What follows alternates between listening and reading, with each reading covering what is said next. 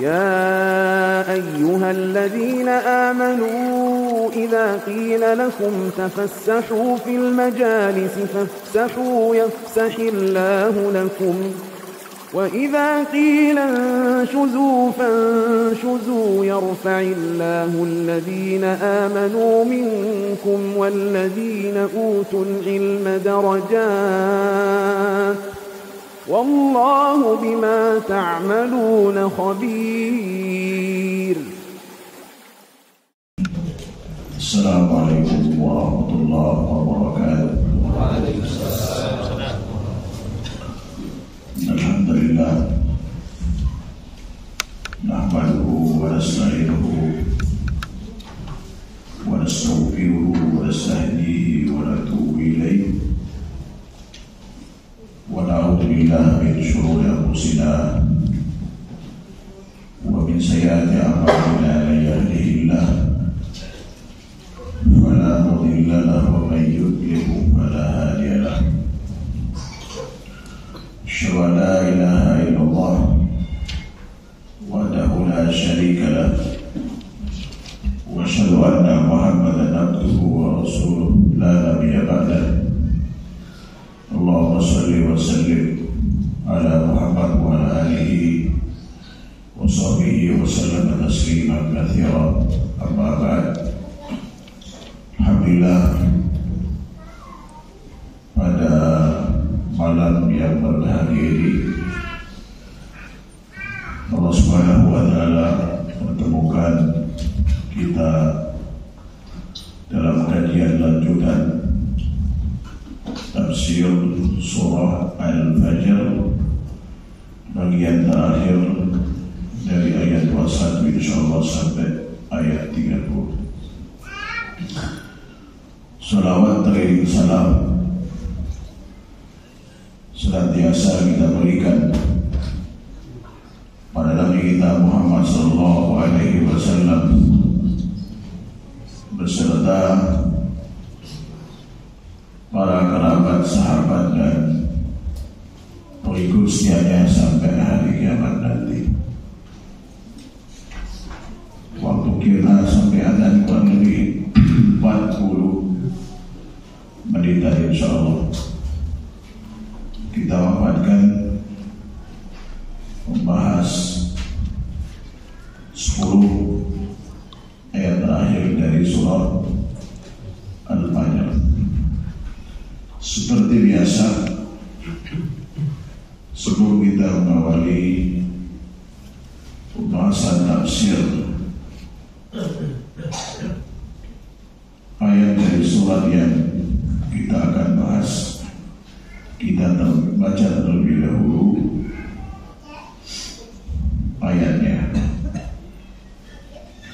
ayat 21 sampai ayat 30. A'udzu billahi minasy syaithanir rajim. A'udzu billahi minasy syaithanir rajim. Kalla idza dukkatil ardu dakkan dakka.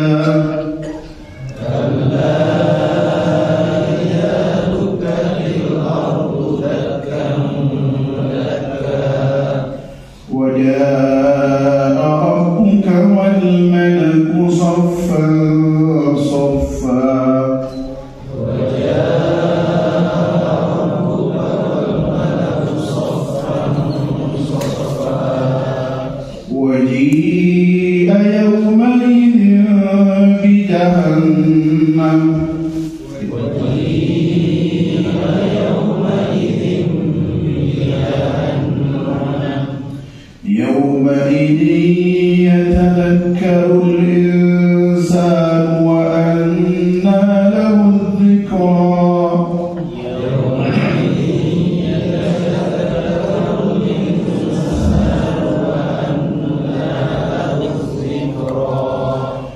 يقول يا ليتني قدمت لحياتي يقول يا ليتني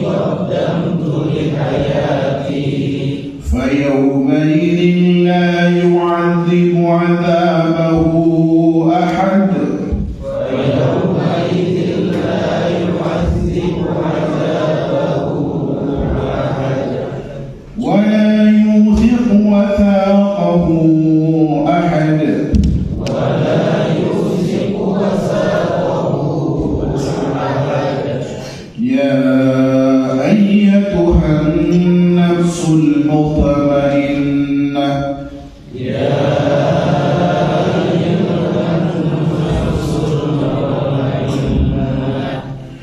ارجعي إلى ربك راضية مرضية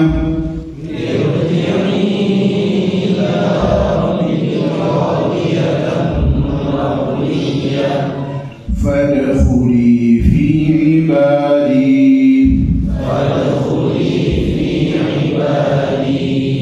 وادخلي جنتي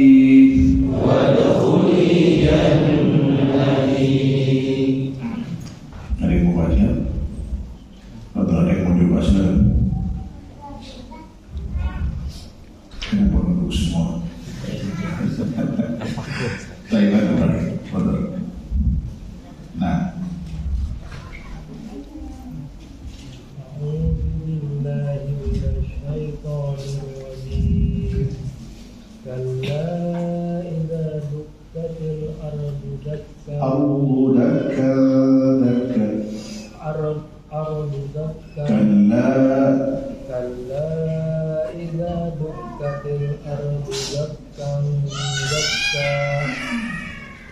وجاء ربك والملك صفا صفا وجيء يومئذ بجهنم يومئذ يتذكر الإنسان وأنى له الذكرى يقول يا ليتني قدمت لحياتي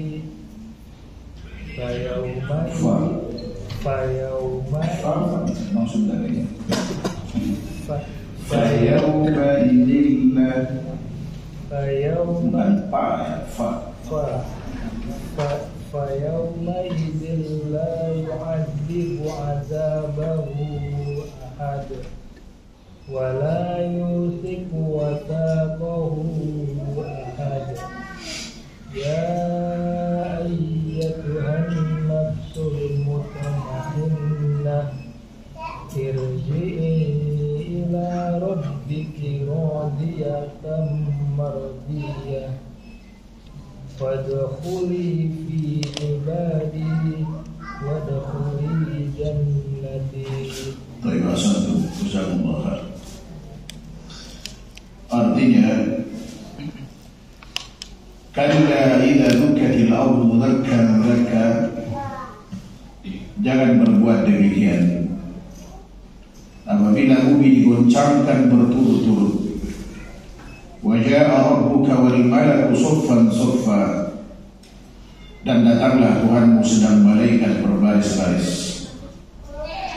Wa ji'a yawma idzin bi jahannam yawmaidin yatadakkaru al-insanu wa anna lahu dzikra, dan pada hari itu diperlihatkan neraka jahanam, dan pada hari itu ingatlah manusia, akan tapi tidak berguna lagi mengingat itu baginya.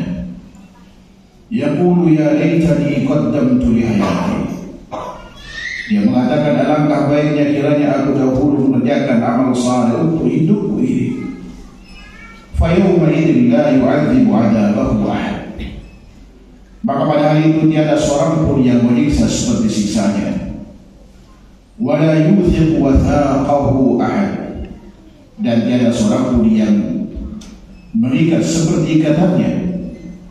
Ya ayyatuhan nafsul mutmainnah, hai jiwa yang tenang, irji ila rabbika radiyatan mardiyah, kembalilah kepada Tuhanmu dengan hati yang puas lagi diridainya.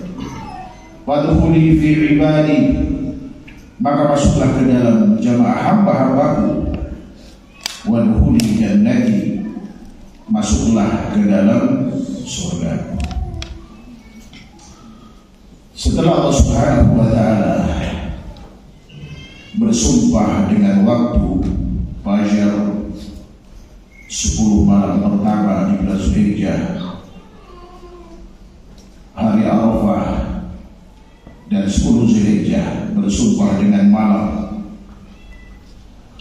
yang menunjukkan betapa pentingnya waktu. Wabil khusus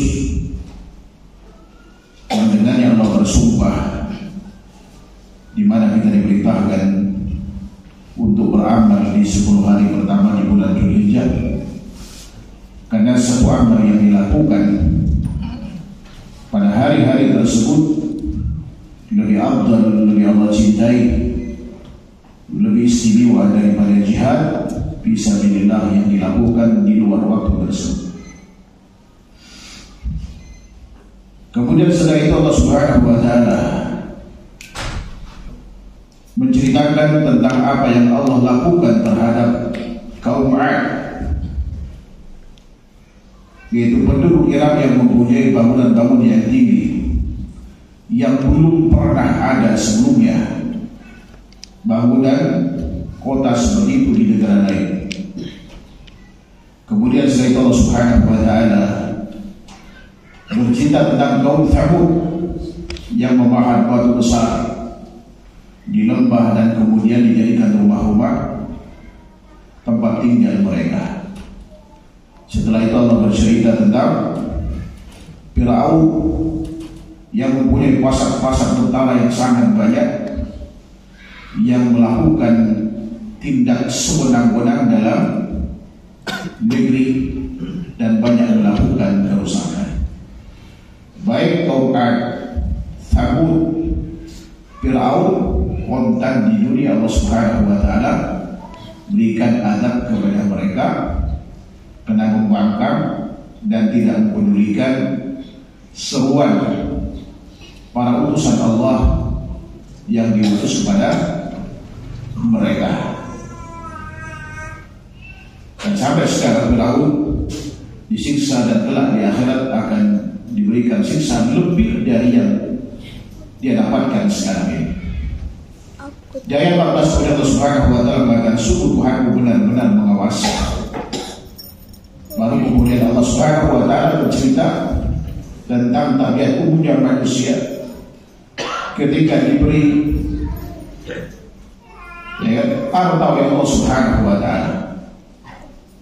Dia menganggap bahwa itu adalah kemuliaan yang Allah berikan padanya, padahal itu adalah ujian. Apakah dengan itu kemudian kita atau manusia bisa bersyukur? Sebaliknya juga ada manusia ketika diuji dengan kesulitan rezeki, mencari lapangan pekerjaan susah, makan pun susah, dia mengatakan, ada apa dengan saya? Kenapa Allah berikan saya? Bukankah saya telah melakukan ini dan itu? Padahal itu adalah ujian. Allah ingin tahu siapa di antara kita yang bersabar dan kemudian tetap optimis, tidak pesimis, ya kan? Karena semua itu adalah ujian. Apakah di saat Allah memberikan kesenangan, kesusahan, ya kan? Apakah kita masih tetap melakukan ketaatan kepada Allah Subhanahu wa taala? Apalah arti kesenangan hidup kalau digunakan untuk bermaksiat kepada Allah sebagaimana kaum 'Ad, Thamud dan Fir'aun? Tetapi bila dibahas sebagai dijelaskan, beliau adalah orang yang pernah diperjualbelikan, tidak punya harta, namun berjelma menjadi orang yang paling istimewa dengan isi Allah Subhanahu wa taala. Bahkan suatu malam pernah berada di hadapan Rasulullah SAW, begitu rompahnya kena ketaatannya kepada Allah Subhanahu wa taala. Nah, baru kemudian di ayat selanjutnya Allah mengatakan, kalla bala tukrimuna al-yatim. Sekali-kali tidak demikian, sebenarnya kamu tidak memuliakan yatim, tidak pula kamu saling mengajak memberi makan orang miskin. Wa ta'kuluna turatha aklan lamma, dan kamu makan harta pusaka dengan cara campur baurkan tanpa melihat, ya kan, halal haramnya. Wa tuhibbuna al-mala hubban jamma, dan kamu mencintai harta benda dengan kecintaan yang berlebihan, sehingga tidak mau membantu orang yang membutuhkan. Baru pada saat itu Allah peringatkan bahwa nanti di hari kiamat itu, ya kan, akan ada penyesalan. Di samping juga akan ada orang yang bersyukur, ya kan, atas nikmat yang Allah berikan, karena di saat dikasih kesenangan, kesusahan di dunia, dia tetap beribadah kepada Allah Subhanahu wa taala. Ini yang akan kita bahas pada kesempatan ini. Allah Subhanahu wa taala mengatakan, kalla idza dukkatil ardu dakkan dakka. Jangan berbuat demikian. Apabila bumi diguncangkan berturut-turut. Maksudnya kata Imam rahimahullah taala, yaitu kita diratakan sehingga menjadi rata tanpa ada gunung-gunung, dan semua makhluk dibangkitkan dari kubur mereka untuk menghadap kepada Allah Subhanahu wa taala Sang Pencipta. Ini menceritakan tentang sebagian peristiwa yang akan terjadi kelak di hari kiamat, di mana seluruh alam semesta ini tunduk kepada Allah Subhanahu wa taala. Apapun perintah Allah, ya kan, mereka akan lakukan. Pada saat itu gunung diguncang, bumi diguncang, sehingga kemudian seluruh gunung-gunung itu, ya kan, rata dengan tanah. Di saat itu kemudian dibangkitkanlah seluruh manusia, tentu dengan rekam jejak yang telah dilakukan di dunia. Apakah kemudian amal saleh atau justru kemaksiatan kepada Allah Subhanahu wa taala. Wa jaa rabbuka, dan datanglah Rabbuk, jadi untuk mengusulkan peradilan dengan hukumnya di antara makhluknya. Ya, kita kemudian harus imani bahwa Subhanahu wa taala akan datang sesuai dengan kemuliaan dan keagungannya.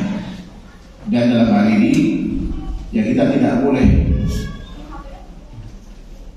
melekatkan sesuatu yang menjadi lawazimul khalq, yang menjadi hal-hal yang lekat pada makhluk itu tidak boleh sifatkan kepada Allah. Apakah datangnya dengan jalan kaki atau dengan apa, itu tidak penting bagi kita. Yang penting bagi kita adalah bahwa Allah itu akan datang pada situ untuk memberikan penghakiman terhadap seluruh apa yang dilakukan oleh makhluknya selama di dunia ini. Ya kan? Tidak penting bagi kita tahu cara bagaimana datangnya, sebab ini di luar jangkauan akal manusia. Ya kan? Akal kita itu sangat terikat dengan ruang dan waktu. Sementara Allah Subhanahu wa taala tidak terikat dengan ruang dan waktu. Kalau disebutkan datang, jangan diasumsikan datang itu sesuatu sama dengan yang melekat pada manusia. Kita katakan Allah datang sesuai dengan keagungan dan kemuliaan. Demikian itu terjadi setelah mereka memohon syafaat kepada Allah Subhanahu wa taala melalui penghulu Sayyidu Bani Adam, yaitu Rasulullah sallallahu alaihi wasallam, yang disebut dengan syafaatul uzma. Dan sebelumnya mereka meminta hal ini kepada seluruh rasul, wabil khusus kepada ulul azm. Namun semua mereka menjawab, aku bukanlah orang yang berhak untuk mendapatkan ini, mengisyaratkan bahwa Nabi paling istimewa itu adalah para rasul. Rasul paling istimewa adalah ulul azm. Ulul azm paling istimewa adalah Nabi kita Muhammad sallallahu alaihi wasallam. Ya. Hingga sampailah giliran mereka untuk meminta kepada Nabi kita Muhammad sallallahu alaihi wasallam. Dan saat itu beliau bersabda, ana. Akulah yang akan memintakannya, akulah yang akan memintakannya. Ya kan? Dan orang yang paling beruntung mendapatkan syafaat Rasulullah sallallahu alaihi wasallam adalah mereka yang beriman. Dalam hadis sahih, Rasulullah pernah ditanya oleh sahabat mulia Abu Hurairah radhiyallahu ta'ala, man as'alun nas bi syafa'atika ya Rasulullah. Siapa sebenarnya orang yang paling berbahagia, paling beruntung mendapatkan syafaat ya Rasulullah? Man qala la ilaha illallah. Itu orang yang mengucapkan kalimat la ilaha illallah. Dia tahu maknanya, dan mengamalkan dari konsekuensi atau manifestasi dari kalimat itu. Dia tidak beribadah kecuali hanya kepada Allah, dan tidak mengesahkan Allah kecuali dengan cara yang diperintahkan Allah Subhanahu wa taala melalui Rasulnya. Mereka lah yang beruntung mendapatkan syafaat di saat amal kita tidak cukup menjemput rahmat Allah Subhanahu wa taala. Karena banyak maksiat. Namun alhamdulillah Allah berikan taufik kepada kita untuk mati dalam keadaan tauhid. Maka disinilah kita perlu apa? Syafaat. Ada syafaat yang dari Rasulullah SAW, ada syafaat amal kita, ada syafaat puasa, ya kan? Banyak sekali syafaat-syafaat. Ada syafaat dari teman yang saleh, ya kan? Mudah-mudahan kita nanti saling memberikan syafaat satu sama lain, yang mudah-mudahan sehingga saling menyelamatkan. Dan ini sangat dibutuhkan, dan itu bagian dari cara bagaimana kita berusaha di dunia ini untuk meraih syafaat kelak di akhirat. Di saat amal kita tidak cukup untuk menjemput amal Subhanahu wa taala. Karena setiap manusia itu berpotensi untuk melakukan apa? Kemaksiatan kepada Allah Subhanahu wa taala. Semua kita, ustaz, makhluk sama, berpeluang yang sama, ya kan? Untuk melakukan amal saleh, menjadi orang terbaik, atau kemudian menjadi orang yang hina Allah Subhanahu wa taala. Ya, sebab Allah Subhanahu wa taala katakan inna akramakum indallahi atqakum. Sesungguhnya semulia-mulia kalian di sisi Allah ada yang paling bertakwa di antara kalian. Allah tidak melihat kita miskin, tidak melihat apakah kita kaya.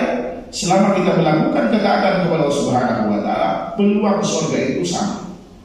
Sejarah mencatat 8 dari 10 orang yang dijamin masuk surga pengusaha kaya. 2 adalah orang miskin, artinya kaya miskin.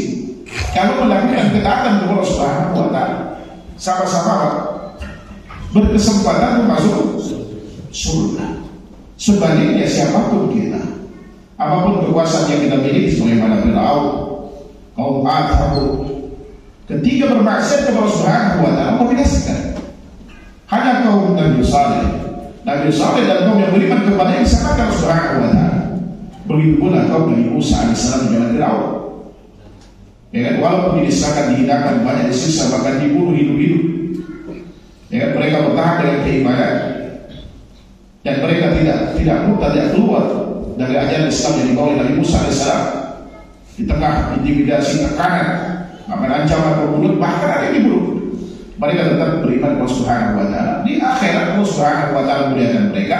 Sementara orang, ya kan, kingmakernya yang membuat kerusakan di bumi itu Firaun, Allah tenggelamkan dan Allah siksa dari sekarang.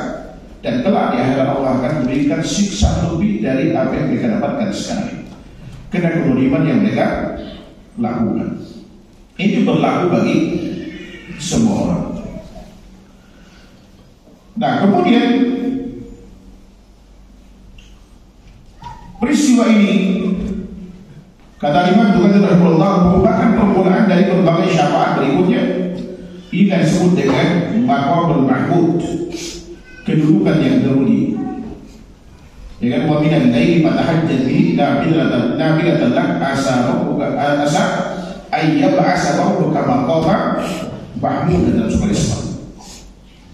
Ini tempat yang terpuji, di mana Allah Subhanahu wa taala memberikan prioritas, ya kan, memberikan syafaat kepada Rasulullah setelah seluruh manusia pada saat itu minta kepada ulul azmi, dan mereka mengatakan kami tidak berhak. Yang lebih berhak itu adalah Nabi kita Muhammad sallallahu alaihi wasallam. Lalu datanglah Allah Subhanahu wa taala untuk memutuskan peradilan sebagaimana yang dikehendakinya. Dengan sedang para malaikat datang di hadapannya bersab-sab. Wajah al-malaku soffan. Kemudian di ayat selanjutnya,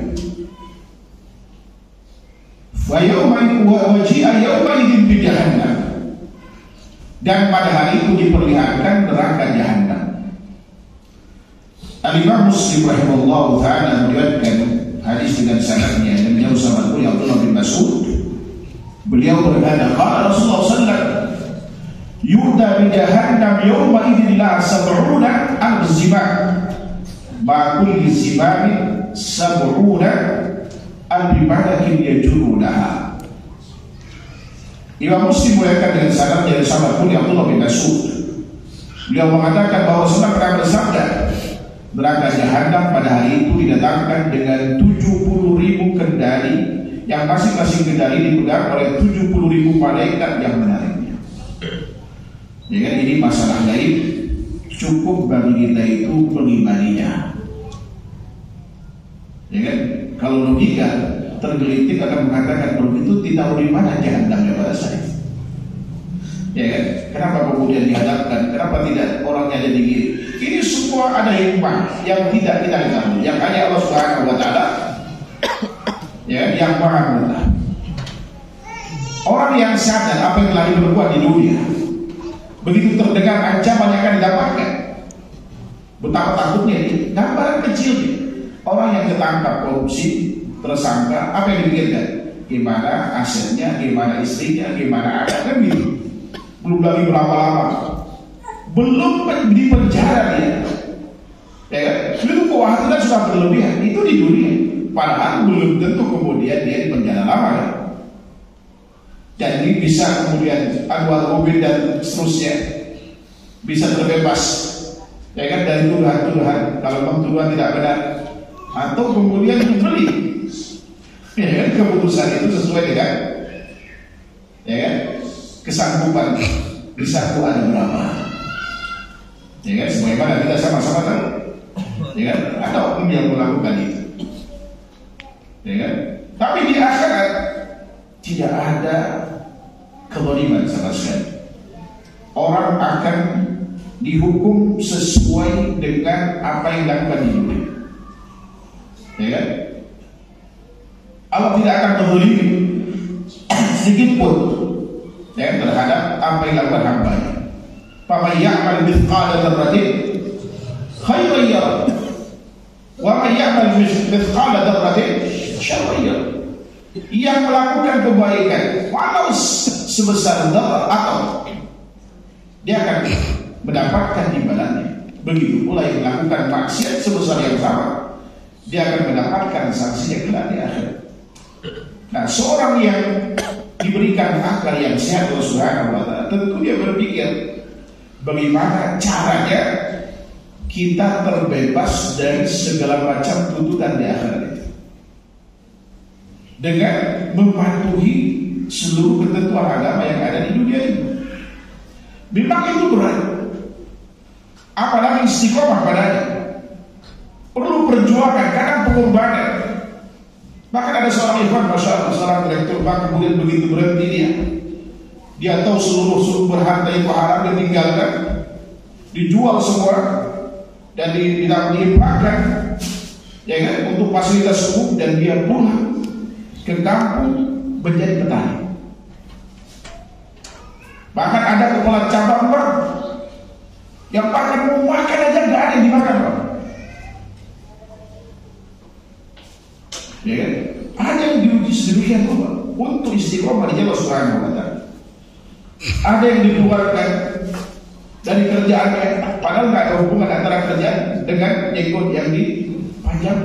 Karena berjenggot suruh pilih, kamu kerja di sini atau potong jenggot, atau kamu keluar. Dan beliau pilih keluar. Berat apa tidak? Berat. Bahkan ada yang keluar, bahkan mau makan aja tidak.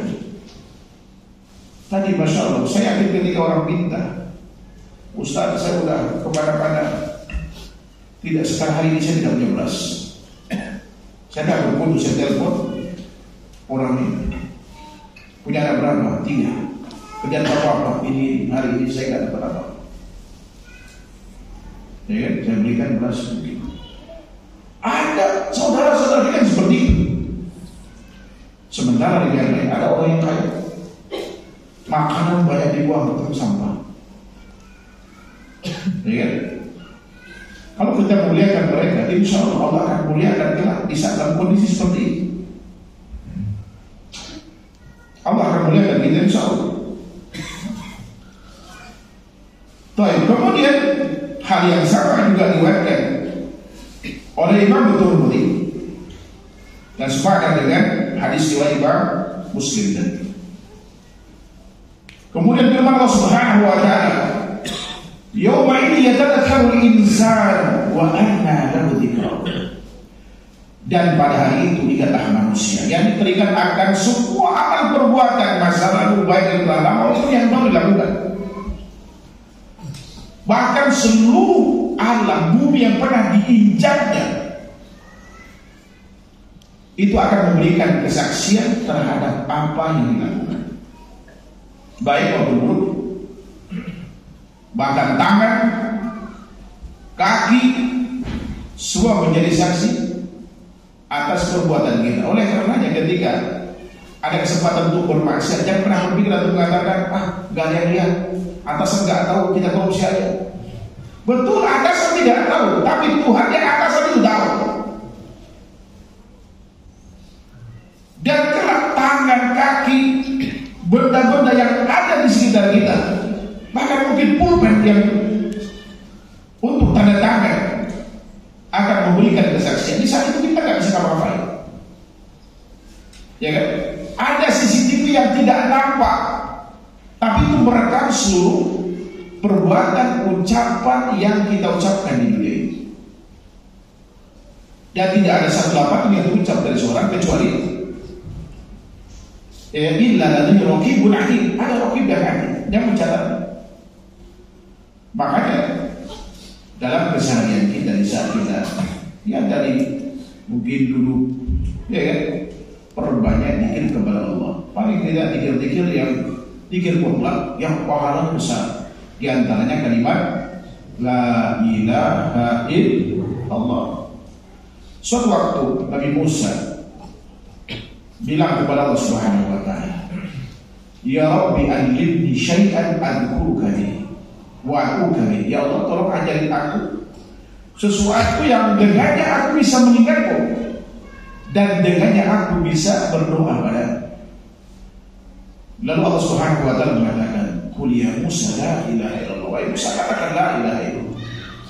Nabi Musa menganggap kalimat ini, jangankan beliau sebagai rasul, masyarakat awamnya sudah mengamalkan. Maka dia berkata, "An-nas yaquluna hadza."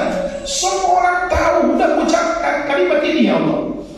Lalu Allah berkata, menjelaskan betapa besar dan berat, ya kan, timbangan kalimat la ilaha illallah. Saat itu Allah berkata, "Ya Musa, lau anna as-samawati as-sab'a wal aradina as-sab'a akhiruhunna ghaib fi kiffah," kata dia, "wa la ilaha illallah fi kiffah ma'alat bihinna ila la ilaha illallah." Andai kata 7 lapis langit dan 7 lapis bumi dari yang memakmurkannya selain, kata beliau, ada di suatu daun timbangan, dan kalimat la ilaha illallah berada di suatu timbangan yang lain, maka saya akan lebih berat ketimbangan kalimat la ilaha illallah. Termasuk dikir subhanallah wa bihamdi subhanallah alladzi kalimatani khafifatani bil lisan, kata Rasulullah, thaqilatani bil mizan habibatani lir rahman, subhanallah wa bihamdi subhanallah alladzi. Ya, 2 kalimat yang mudah diucapkan lisan, sangat memberatkan timbangan dan sangat dicintai Rahman, subhanallah wa bihamdi subhanallah. Yang penting redaksinya tidak diubah, tidak ditambah, tidak dikurangi, lakukan kapan saja, ya kan, kecuali tempat yang dilarang seperti WC, ya kan, lakukan itu. Insya Allah ini barangkali kelak yang tanpa kita sadari bisa memberatkan timbangan kita, ya kan? Baik. Kemudian wa anna lahu dzikra. Ketika seorang mengingat semua perbuatan yang pernah dilakukannya, ya kan? Allah katakan wa anna lahu dzikra, tetapi tidak berguna lagi mengingat-mengingat.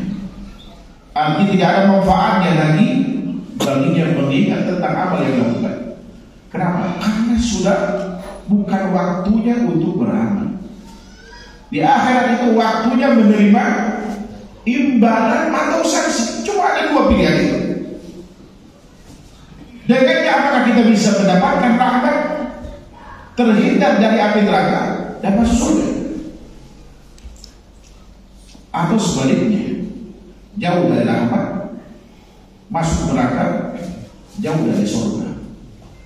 Nah, mumpung Allah Subhanahu wa Ta'ala masih memberikan kesempatan kepada kita, ya kan, sekarang ini untuk beramal, lakukan semampu yang kita bisa. Dan mari kita selalu berhitung dengan usia. Insya Allah kalau kita selalu berhitung dengan usia, saya tiap hari mengingat usia. Sekarang sudah masuk 50 tahun. Kalau jatah itu 60, umur Nabi Muhammad SAW, ya kan, tinggal 10 tahun. Kadang makan salah makan sedikit, terus sekarang ini kamar mandi terus tadi. Ini tanda bahwa kita itu tidak lagi muda, cuma selera tetap 17 tahun. Ini yang masalah, ya kan? Kita selalu berhitung dengan apa? Dengan usia.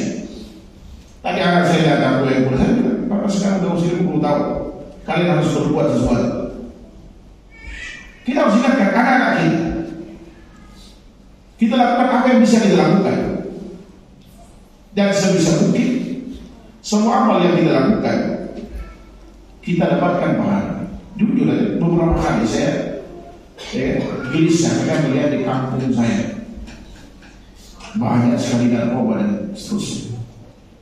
Saya bilang istri saya, nah anak juga masih kecil, kayaknya pulang kampung. Ya, dan suatu saat insya Allah saya akan di sini 15 hari, di Kalimantan 15 hari. Insya Allah kan. Kita juga boleh masuk ke kampung-kampung, tapi di kampung ditolak juga ya. Katanya aliran sesat. Kemarin coba dimarahin di Sukabumi. Ya, pengen diskusi mereka nggak mau. Mereka menolak. Ya. Karena kalau di Jakarta itu sudah padat, dengan ustaz. Harus berbeda ustaz baru salam. Saya menggarapnya di kampung aja. Karena ada kenikmatan di sana. Ya kan? Di mana orangnya masalah kalau sudah dapat surga itu kita kasih apa? Saya merasakan dakwah 2007 sampai 2012 itu masa indahnya dakwah pada saat itu. Karena orang baru banyak hijrah, keluar dari kerjaan, curhat, setiap malam kita ada doa. Saking takutnya mereka, susah, saya banyak dosa besar, bahkan ada yang berzina dan macam-macam ceritanya. Ya kan? Dan alhamdulillah mereka sekarang generasi berikutnya jauh lebih baik daripada orang tua sebelumnya. Ya, ini masalah. Mari kita semua sama-sama, ya, memperbesar peluang kita untuk mendapatkan rahmat Allah Subhanahu wa Ta'ala dengan menjalankan syariat. Apapun aktivitas kita, tinggal kemudian diikhlaskan. Apalagi kita di jalur dakwah ini tidak mudah. Ya, baik yang ustaznya, ya, tim kajiannya, ya kan? Karena sekarang bukan sukses kajian itu kalau berhasil mendatangkan jemaah banyak. Ini problem sebenarnya. Ya kan? Ada kajian yang kita garap dari kecil, begitu datang ke pulang, alhamdulillah Ustaz. Saya bilang masya Allah ada pergeseran. Ya kan? Saya ngomong begini ada bersih-bersih. Karena mereka cancel kajian itu. Kalau dikasih nasihat, bagi saya sih nggak penting, tidak ada masalah. Mau diundang lagi, dan diundang lagi Pak. Tanya beliau, pernah saya konfirmasi kajian walaupun penting. Bahkan kemarin ada yang lupa, kajian udah hampir 5 tahun. Karena nggak dibagi, saya nggak ada. Berikutnya tanya, besok ada kajian nggak? Dilanjutin nggak kajian? Kalau nggak ya sudah. Gitu kan? Saya juga butuh pahala. Saya butuh pahala. Sama dengan kita semua butuh pahala. Karena kita bakal mati. Ya kan? Baik. Ikhwan akhwat sekalian yang dirahmati Allah Subhanahu wa Ta'ala. Kemudian di ayat 24, saat itu manusia berkata, ya guru ya laitani qaddamtu li hayati, yang akan alangkah baiknya kiranya aku dahulu mengerjakan amal saleh untuk hidupku. Ini penyesalan yang tidak ada artinya. Bahkan ada dalam surah Al-Ahzab, ketika orang dibolak-balikkan wajahnya di api neraka, sebabnya adalah karena mereka tidak mentaati firman Allah dan sabda Rasul. Yauma tuqallabu wujuhum bin-nar yaqulu ya laitana ata'na Allah wa ata'na Rasul. Pada hari di mana wajah-wajah mereka dibolak-balikkan di atas api neraka, mereka berkata, aduh, kenapa dulu kami tidak taat kepada Allah, tidak taat kepada Rasul. Siapa yang ditaati kalau tidak taat kepada Allah, tidak taat kepada Rasul? Tokoh-tokoh, ya kan, yang bisa menyesatkan mereka dari jalan agama. Maka di ayat selanjutnya Allah katakan, wa qalu rabbana inna ata'na sadatana wa kubra'ana fa'adalluna sabila. Ya Allah, sesungguhnya kami dulu telah taat kepada pemimpin-pemimpin kami, pembesar-pembesar kami. Bahasa sekarang, tokoh agama kami, ustaz-ustaz kami, kiai-kiai kami, habib-habib kami, tapi mereka menyesatkan kami dari jalan yang benar. Oleh karena setiap kita dengan pengajian, pertama seleksi dulu, apakah yang disampaikan itu Quran dan hadis dari Rasul atau tidak. Kalau memang terbiasa menyampaikan Quran dan hadis, ikutilah kajian itu. Kalau di situ hanya bicara tentang logika, jauhi. Karena memang di akhir zaman ini kata Rasulullah, "Min asyraqis sa'a yutamasu al-ilmu 'ala as-saghir." Di antara tanda hari kiamat itu ilmu diambil dari orang kecil. Abdullah bin Mubarak menafsirkan orang kecil itu ada dua. Orang yang berbicara agama dengan logika. Yang kedua ahli bidah. Nah, kalau misalkan hatta dari yang sunnah sekalipun, kalau mengganjal di hati kita apa yang disampaikan, misalkan catat, cari, ya verifikasi betul nggak yang disampaikan. Kalau masih ketemu dengan kita yang menyampaikan, kasih tahu. Siapa tahu yang disampaikan itu salah, ya sehingga kita mengalami. Ya khilaf itu suatu hal yang wajar, ya kan? Dalam dunia Islam suatu hal yang wajar. Yang tidak wajar itu kalau khilaf jadi dipahami kepentingan, baik tahdir sana, tahdir sini. Padahal khilaf itu sudah hal yang biasa, ya kan? Ya kita sekarang ini masya Allah, fitnah dunia besar, fitnah travel, membuka jamaah, fitnah bisnis. Saya merasakan, saya orang travel, tapi saya nggak pernah jualan travel di sini. Ya kita tahu bagaimana susahnya di akhir. Ya kan, bukan perkara saling sibuk satu sama lain. Jadi kalau urusan saya bilang, makanya kita ketika dulu saya bilang udah ambil ilmunya, urusan akhlak yang bertentangan dengan itu abaikan. Saya bisa tunjuk ya karena kita tahu di sana bagaimana. Ya kan, sumur sana sumur sini kalau urusan kita susah. Ya kan, jangankan kita, sahabat saja. Ya kan, perbincangan apa kata Rasulullah? Wallahi mal fakru asy'alaikum. Demi Allah, bukan keakhiran yang kekhawatiran pada kalian. Walakin asy'alaikum antum sat'alaikum dunya. Tapi aku lebih khawatirkan kepada kalian terus. Ini para sahabat. Di saat dunia dibentangkan kepada kalian, mudah untuk meraih harta itu. Karena usirat ala ladina min qablikum, sebagaimana Allah bentangkan kepada orang sebelum kalian. Fa'alakatkum kama alakatkum. Dan dunia itu membinasakan kalian sebagaimana dunia pernah membinasakan orang sebelum kalian. Hadis Bukhari. Mudah-mudahan kita bukan tidak boleh cari dunia, tapi jangan itu menjadi apa? Tujuan. Sebab saya apapun aku begitu meninggal, yang menikmati itu pesaing kita loh. Ya kan? Ada di Jakarta ikhwan, usia 6 tahun nikahi janda punya anak. Awalnya insya Allah ini luar biasa ibadah. Ternyata perusahaan janda jadi banyak. Saya tak ada stok lagi kayak gitu. Saya cuma satu deh. Sementara suaminya di mana? Kita tidak tahu, tergantung perjalanan hidupnya.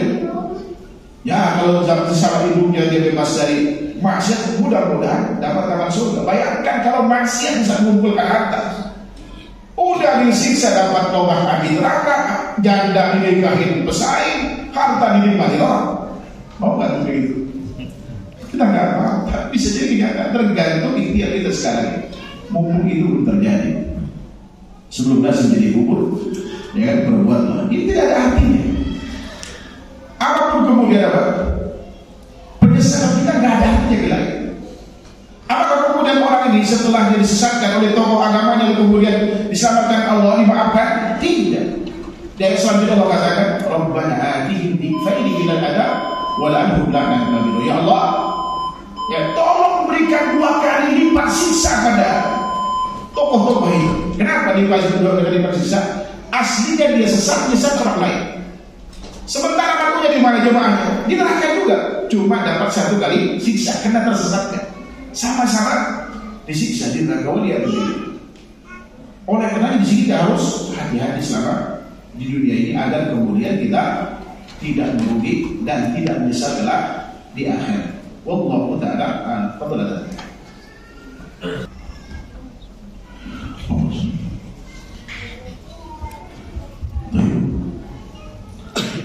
Kemudian ayat selanjutnya, fa yawma idzin la yu'adzibu 'adzabahu ahad.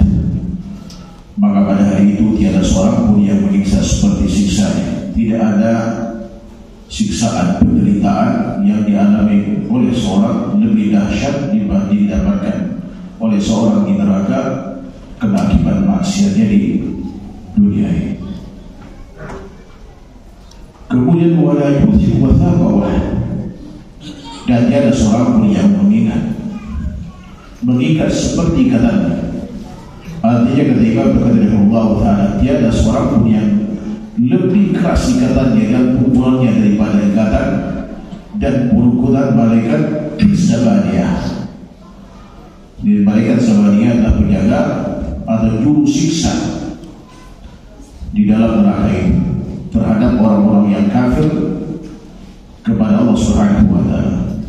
Ini adalah menyangkut orang-orang yang berdosa dan orang-orang yang aniaya. Adapun apa yang dialami oleh jiwa yang suci dan tenang, yang selalu tetap tunduk dan patuh kepada kebenaran, maka Allah Subhanahu wa Ta'ala mengatakan, ya ayyatuhan nafsul mutmainnah irji'i ila rabbiki radiyatan mardiyah.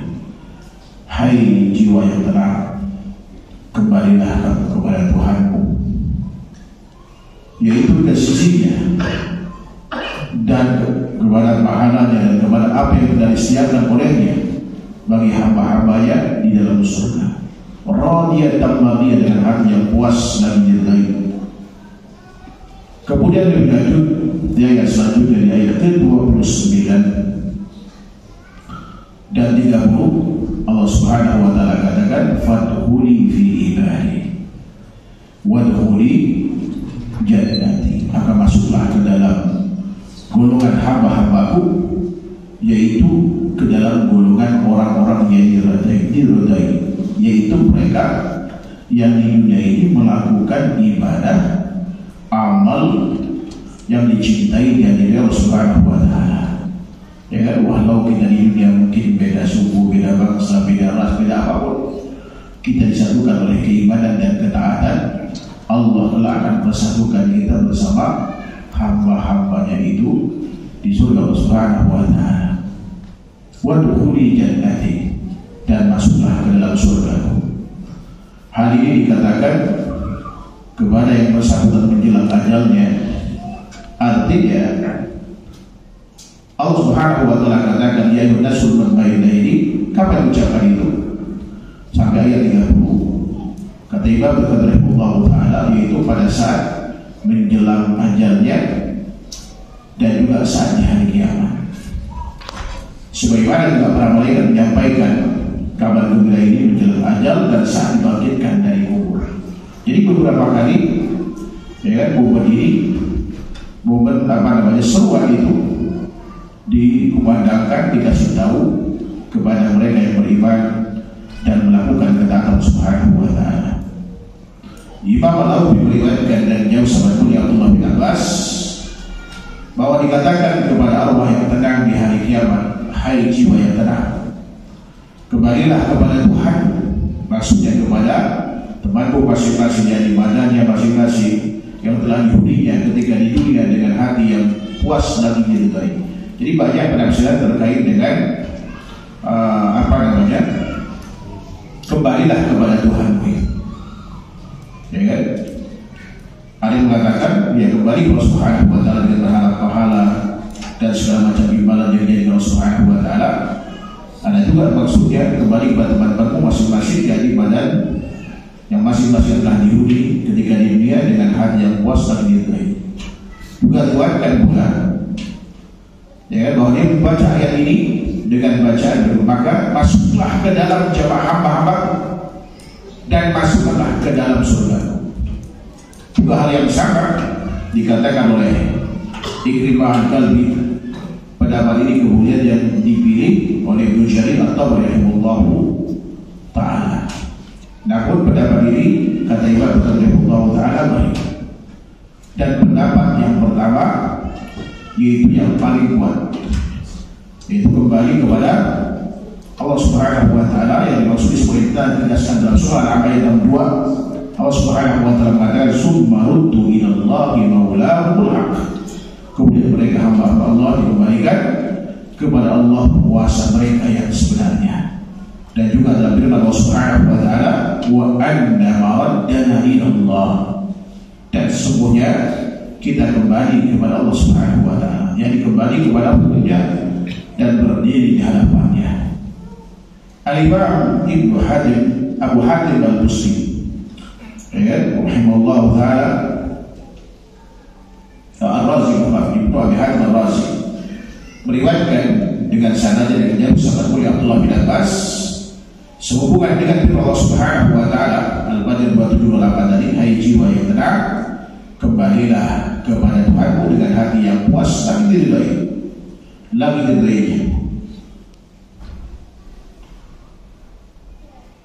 Kemudian kata beliau bahwa ayat ini diturunkan ketika Abu Bakar radhiyallahu anhu sedang duduk di hadapan Rasulullah. Lalu dia berkata, wahai Rasulullah, alangkah baiknya hari ini. Maka Rasulullah menjawab, amalinahu sayuqalu laka hada. Ingatlah, sesungguhnya hari itu akan dikatakan kepada di antara orang yang pasti diseru oleh Allah Subhanahu wa ta'ala dan ya ayyuhan nafsul mutmainnah irji ila rabbika radiyatan mardiyah. Adalah sahabat mulia Abu Bakar. Adapun yang lain insyaallah mudah-mudahan kita termasuk selama kita beriman kepada Allah, ya, melakukan manifestasi dari keimanan itu, ya melakukan sholat, ya puasa, apapun yang diperintahkan dan menjauhi dari Allah Subhanahu wa ta'ala, ya insyaallah juga kita akan diseru, ya kan, pada saat menjelang ajal atau saat hari kiamat atau saat dibangkitkan oleh Allah Subhanahu wa ta'ala. Dan mudah-mudahan kita tidak termasuk orang yang berkata bisa dinampakkan posisi dari mana di antara surga dan neraka, ya kan, laula akhartani ila ajalin qarib fasaddaqa wa aqum bilas salih. Andai kata Allah berkenan menangguhkan kematian walau sejenak, saya akan bersedekah supaya tidak termasuk golongan orang yang wasaddaqa wa aqum bilas, supaya termasuk golongan orang yang saleh. Ini biasa di akhirat, tidak ada artinya. Oleh karena di saat itu punya kelebihan harta. Saatnya sekarang kita memanfaatkan harta itu. Pertama, utamakan orang yang menjadi tanggung jawab kita terlebih dahulu, anak dan istri kita, kemudian orang tua kita, ya kan, ayah dan ibu kita, saudara, ya kan, anak saudara kandung kita kalau meninggal, atau saudari kita atau tanggung jawab kita, kemudian kerabat istri dan seterusnya, baru kemudian kaum muslimin atau siapa yang membutuhkan. Karena itu harta kita yang sebenarnya, yang mudah-mudahan bisa dipakai oleh Subhanahu wa ta'ala. Kita tidak mengatakan kata-kata itu, kata-kata penjelasan kenapa ibu saya tidak melakukan ini, kenapa. Ya, oleh karena supaya kita tidak mengatakan itu, sekaranglah kita lakukan itu agar tidak ada kata selain kita apa, dia menerima yang terbaik dari Allah Subhanahu wa ta'ala dengan berupa imbalan. Dan mudah-mudahan Allah Subhanahu wa ta'ala dengan menjadikan kita hamba-hamba yang taat dan diberikan taufik insyaallah bisa mengingatkan satu sama lainnya. Karena manusia ini kan dia kadang putus, kadang kuat imannya, kadang semangat untuk taat. Di sisi lain kadang kita lemah, ya kan, karena situasinya disitulah harus hadir saudara kita yang saling mengingatkan. Dan ini salah satu ciri dari 4 ciri orang yang beruntung Allah Subhanahu wa ta'ala, tawasau bil haq wa tawasau bis sabr, saling menasihati dalam kebenaran dan saling menasihati dalam kesabaran. Mudah-mudahan ya sampai tutup usia kita dalam ketaatan Allah Subhanahu wa ta'ala, yang dengannya kita mendapat rahmat, terhindar dari api neraka dan masuk surga, dan termasuk orang yang dipanggil dengan ya ayyuhan nafsul mutmainnah, dan kemudian kita digolongkan bersama orang yang Allah Subhanahu wa taala dan diperintahkan untuk masuk surga. Amin ya rabbal alamin.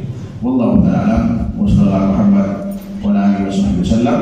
Subhanallah wa bihamdika asyhadu an la ilaha illa anta astaghfiruka wa atubu ilaik. Assalamualaikum warahmatullahi wabarakatuh.